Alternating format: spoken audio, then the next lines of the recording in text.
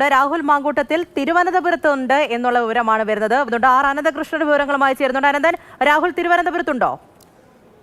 പൂജ, ഏറ്റവും സുപ്രധാനമായ ഒരു വാർത്തയാണ് മാതൃഭൂമി ന്യൂസ് ഇപ്പോൾ പുറത്തുവിടുന്നത്. അതായത് രാഹുൽ മാങ്കൂട്ടത്തിൽ തിരുവനന്തപുരത്ത് എത്തി എന്നുള്ളതാണ് നമുക്ക് ലഭിക്കുന്ന വിവരം. അതേതാണ്ട് സ്ഥിരീകരിച്ച വാർത്തയുമാണ്. ഇന്നലെ രാവിലെ, അതായത് മെനഞ്ഞാന്നാണ് പെൺകുട്ടി മുഖ്യമന്ത്രിക്ക് നേരിട്ട് പരാതി നൽകിയത്. ആ പരാതിയുടെ ഭാഗമായിട്ടാണ് ഇന്നലെ അന്ന് വൈകിട്ട് തന്നെ, മെനഞ്ഞാന്ന് വൈകിട്ട് തന്നെ പെൺകുട്ടിയുടെ മൊഴി രേഖപ്പെടുത്തി പുലർച്ചെ 3 മണിയോടെ FIR രജിസ്റ്റർ ആകുന്നത്. ആ FIR രജിസ്റ്റർ ഏതാണ്ട് മണിക്കൂറുകൾ, നേരം വെളുത്ത് പകൽ രാഹുൽ മാങ്കൂട്ടത്തിൽ തിരുവനന്തപുരത്ത് ഭരണസ്ഥിരാ കേന്ദ്രത്തിന്റെ മൂക്കിന് താഴെ വഞ്ചൂരിൽ വക്കീൽ ഓഫീസിലെത്തി തന്റെ വക്കാലത്ത് ഒപ്പിട്ടു. നേരിട്ട് വക്കീൽ ഓഫീസിലെത്തി വക്കാലത്ത് ഒപ്പിട്ടു എന്നുള്ള വിവരമാണ് ഇപ്പോൾ മാതൃഭൂമി ന്യൂസ് പുറത്തുവിടുന്നത്. സ്ഥിരീകരിക്കുന്ന വിവരമാണ്. അപ്പോൾ രാഹുൽ മാങ്കൂട്ടത്തിൽ പാലക്കാട്ടും തമിഴ്നാട്ടിലുമൊന്നുമല്ല.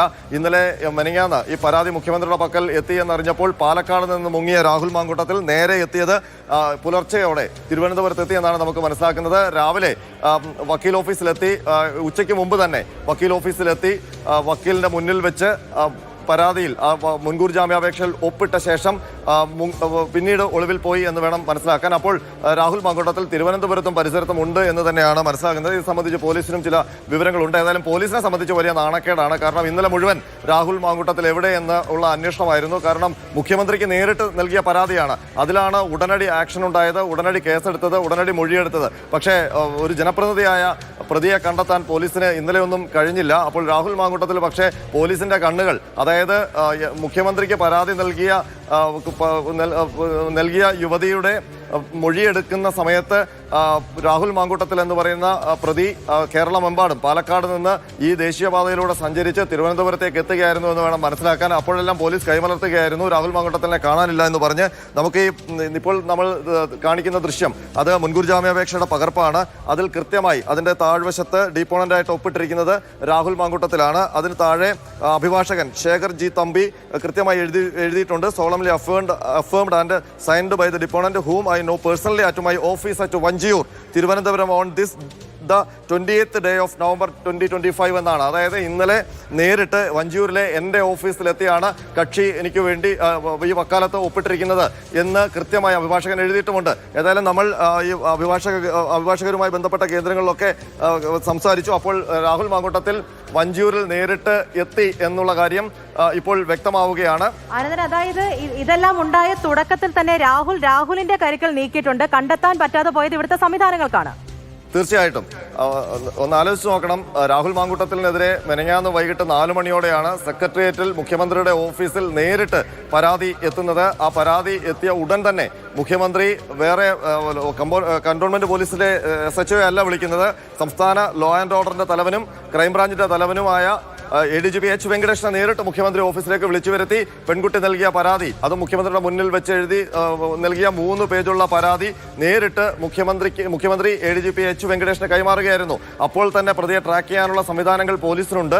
പക്ഷേ നമ്മളുടെ പാലക്കാട് റിപ്പോർട്ടർ ഗോകുലടക്കം രാഹുൽ മാങ്കൂട്ടത്തിനെ വിളിക്കുമ്പോൾ കണ്ണാടിയിലുണ്ട് എന്ന് പറയുന്നു. അവർ അങ്ങോട്ടേക്ക് പോകുമ്പോഴത്തേക്കും രാഹുൽ മാങ്കൂട്ടത്തിൽ ഫേസ്ബുക്കിൽ ഒരു മെസ്സേജ്, ഒരു പോസ്റ്റ്, സത്യം ജയിക്കും എന്നൊക്കെ പറഞ്ഞൊരു പോസ്റ്റ് ഇട്ട ശേഷം മൊബൈലും ഓഫാക്കി വാനിഷ് ചെയ്യുകയാണ് ചെയ്തത്. ഈ നിമിഷം വരെ എല്ലാവരും രാഹുൽ മാങ്കൂട്ടത്തിൽ എവിടെ എന്ന ചോദ്യം ചോദിച്ചുകൊണ്ടിരിക്കുകയാണ്. പോലീസും കൈമലർത്തുകയാണ്. എവിടെയാണ് അയാൾ? ഒളിവിൽ പോയി എന്നാണ് പോലീസും പറയുന്നത്. പക്ഷേ ഇന്നലെ ഈ പോലീസ് പെൺകുട്ടിയുടെ മൊഴിയെടുത്ത് FIR രജിസ്റ്റർ ചെയ്യുമ്പോഴെല്ലാം ആ രാത്രിയിൽ മുഴുവൻ രാഹുൽ മാങ്കൂട്ടത്തിൽ കേരളത്തിന്റെ കൃത്യം മധ്യത്തിലൂടെയുള്ള ദേശീയപാതയിലൂടെ സഞ്ചരിച്ചുകൊണ്ടിരിക്കുകയാണ് തിരുവനന്തപുരത്തേക്ക്. ഒടുവിൽ എവിടെയാണോ ആ പെൺകുട്ടി ആർക്കാണോ പരാതി നൽകിയത്, ആ പരാതി ഏറ്റുവാങ്ങിയ മുഖ്യമന്ത്രിയുടെ മൂക്കിന് താഴെ വഞ്ചൂർ കോടതിയുടെ സമീപത്തുള്ള വക്കീൽ ഓഫീസിൽ ഇന്നലെ പട്ടാപ്പകലെത്തി വക്കീലിന്റെ മുൻകൂർ ജാമ്യാപേക്ഷ തയ്യാറാക്കി വെച്ചിരുന്നു. അതിൽ നേരിട്ട് ഒപ്പിട്ട് വക്കാലത്തും ഒപ്പിട്ട് മുങ്ങിയിരിക്കുകയാണ്. അപ്പോൾ തിരുവനന്തപുരത്തോ പരിസരത്തോ രാഹുൽ മാങ്കൂട്ടത്തിൽ ഉണ്ട് എന്നുള്ള കാര്യം ഉറപ്പാണ്. ഏതായാലും ബുധനാഴ്ച വരെ പോലീസിന് രാഹുൽ മാങ്കൂട്ടത്തിനെ അറസ്റ്റ് ചെയ്യാനുള്ള സമയമുണ്ട്. പക്ഷേ രാഹുൽ മാങ്കൂട്ടത്തിൽ പാലക്കാടുണ്ട്, തമിഴ്നാട്ടിലുണ്ട്. ഇന്ത്യയിലുള്ള എല്ലാ വിമാനത്താവളങ്ങളിലും ലുക്കൌട്ട് നോട്ടീസും പുറപ്പെടുവിച്ചിരുന്നു ഇന്നലെ. ആ ലുക്കൌട്ട് നോട്ടീസൊക്കെ നിലനിൽക്കുമ്പോഴാണ് പോലീസിന്റെ കണ്ണുവെട്ടിച്ചുകൊണ്ട് തിരുവനന്തപുരത്ത് തന്നെ നേരിട്ടെത്തി വഞ്ചൂർ കോടതിയിലെ അഭിഭാഷകന് നേരിട്ട് വക്കാലത്ത് ഒപ്പിട്ട് കൊടുത്ത് മുൻകൂർ ജാമ്യാപേക്ഷ ഇന്നലെ രാഹുൽ ഉച്ചയോടെ എത്തി എന്ന് പറയുന്ന സമയത്ത് തന്നെ എന്തെല്ലാം സംഭവ വികാസങ്ങളാണല്ലേ ഈ തിരുവനന്തപുരം ഈ ഒരു പരിസരം കേന്ദ്രീകരിച്ച് മാത്രമായിട്ട് നടക്കുന്നത്. ഒന്ന് പരാതി കൊടുക്കുന്നു, ആ പെൺകുട്ടിയുടെ മൊഴിയെടുക്കുന്നു, അന്വേഷണം നടക്കുന്നു എന്ന് പറയുന്ന അന്വേഷണ സംഘത്തെ രൂപീകരിക്കുന്നു. തൊട്ടടുത്ത് ഈ വഞ്ചൂർ എന്നൊക്കെ പറയുമ്പോൾ ഈ തൊട്ടടുത്തൊരു പോലീസ് സ്റ്റേഷനുണ്ട്, അവിടെയൊക്കെ നിർദ്ദേശങ്ങളൊക്കെ കൊടുത്തിട്ടുണ്ടാകുമല്ലോ. എന്നിട്ട് പോലും കണ്ടെത്താൻ പറ്റാതെ പോയി എന്നുള്ളതാണ്. ഈ പാലക്കാട് നിന്നും ഈ തിരുവനന്തപുരത്തേക്ക് ആ സമയത്തിനുള്ളിൽ എത്തി വക്കാലത്ത് ഒപ്പിടുന്നു എന്ന് പറയുമ്പോൾ അത് മാത്രമല്ല, ഉന്നത സ്വാധീനമൊക്കെ ഉള്ള ഒരാളാണ്. ഏത് വിധത്തിലായിരിക്കും ഇനി മറ്റ് കരുക്കൾ നീക്കിയിട്ടുള്ളത് എന്നുള്ളതും പ്രധാനമല്ലേ? പ്രത്യേകിച്ച് ഈ ഡിജിറ്റൽ തെളിവുകൾ ഉൾപ്പെടെയുള്ള വളരെ പ്രധാനപ്പെട്ട ഒരു കേസാണിത്. തീർച്ചയായിട്ടും. കാരണം ഈ പ്രതി ചില്ലറക്കാരനല്ല, വളരെ വലിയ ബന്ധമുള്ള രാഷ്ട്രീയ ബന്ധമുള്ള ആളാണ്. മാത്രമല്ല ഈ പരാതി നൽകിയിരിക്കുന്ന വ്യക്തിയും തിരുവനന്തപുരത്താണ്. അങ്ങനെയുള്ള ഒരു സാഹചര്യത്തിൽ ഈ സാധാരണഗതിയിൽ ഇങ്ങനെയുള്ള കേസുകളിൽ എന്തും സംഭവിക്കാം. തെളിവ് നശിപ്പിക്കാനും സ്വാധീനിക്കാനും സാക്ഷികളെ സ്വാധീനിക്കാനും ഒക്കെയുള്ള ശ്രമങ്ങൾ, അതല്ലെങ്കിൽ ഭീഷണിപ്പെടുത്താനുള്ള സാധ്യതകളൊക്കെ ഉണ്ട്. അങ്ങനെയുള്ള ഒരു സ്ഥിതിയിലാണ് പ്രതിയെ പെട്ടെന്ന് തന്നെ അറസ്റ്റ് ചെയ്യേണ്ട ഒരു ആവശ്യകത ഉള്ളത്. പക്ഷേ തിരുവനന്തപുരത്ത് ആ യുവതി കൂടിയുള്ള തലസ്ഥാന നഗരത്തിൽ പ്രതി നേരിട്ട് എത്തി വക്കാലത്ത് ഒപ്പിട്ട് കൊടുത്തു എന്നുള്ളത് ആശങ്കപ്പെടുത്തുന്ന കാര്യമാണ്. അതുമാത്രമല്ല, വഞ്ചൂർ എന്ന് പറഞ്ഞാൽ നമുക്കറിയാം, കോടതി ഇരിക്കുന്ന സ്ഥലം, പോലീസിന്റെ നിരന്തര സാന്നിധ്യമുള്ള സ്ഥലം, ഒരുപാട് അഭിഭാഷകർ എപ്പോഴും നിരന്തരം നടക്കുന്ന സ്ഥലം. അപ്പോൾ ഇരുട്ടത്തൊളിവിലല്ല രാഹുൽ മാങ്കൂട്ടത്തിൽ ഇന്നലെ വഞ്ചൂരിലേക്ക് വന്നത്, പട്ടാപ്പകലാണ്.